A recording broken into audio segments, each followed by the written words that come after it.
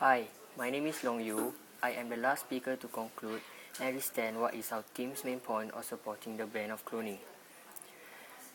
Firstly, I would like to debate on the part of the fourth opposition speaker on IVF, also known as in vitro fertilization. Yes, it doesn't affect anyone, but only to whom it may concern of trying this method. But how long can anybody afford to keep trying this method, as definitely we cannot rely on technology or taking these expensive machineries for granted. On how much they can help is only to certain people, and how much it can be ensured that cloning is more or less useful in IVF. How credible are we to know that the nearing future can rely on this? If it's only about stem cells to help the sickly in cloning, then why not use the real humans that are currently growing and of course volunteering themselves to solve this problem? Let me continue on Tim's main point of supporting the ban of cloning. All cloning is reproductive. A human embryo, the being created by human cloning, is nothing less than a human being in the earliest stage of natural development. You and me and everybody else on the planet were at an earlier stage of our lives human embryos. We were once a toddler, and before that an infant, and before that a fetus. Furthermore, no cloning is properly speaking therapeutic. Cloning, in the course of biomedical experimentation, is of no benefit to the subject of cloning, namely the cloned embryo. On the contrary, that embryo is killed for the putative benefit of others. That is why a ban on all cloning must be demanded.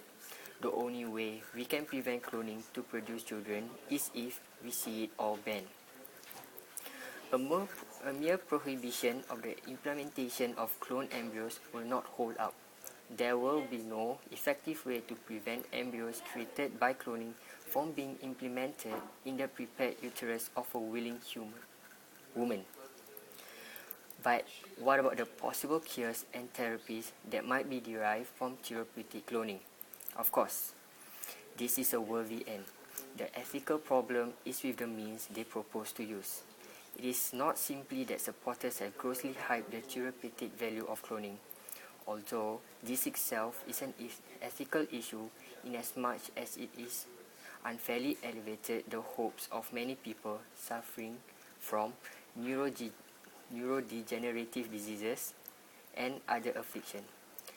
Let us not forget that the worst research atrocities in history have resulted from succumbing to the temptation to pursue scientific progress at the expense of a relatively small group who have been harmed in the process.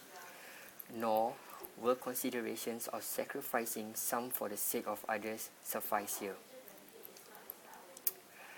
The utilitarian idea that we can justify doing a little evil for the sake of a greater good should be firmly rejected.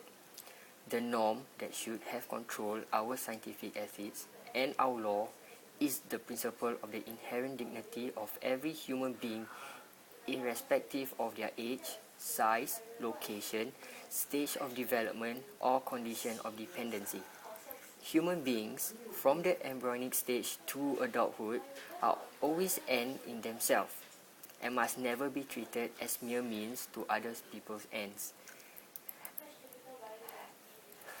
At stake here is the very notion of what it means to be human and what is the value of human life. If we are to sacrifice as we search for possible good ends, what of the means? It is one thing to voluntarily give oneself up for the sake of others, but to experiment on an unwilling victim as an embryo is basically a violation of the basic principles of human medicine. Therefore, let's think for a while, for we are human beings, knowing that we come into this world to experience life and not stealing a new life as a cure for us. Thank you.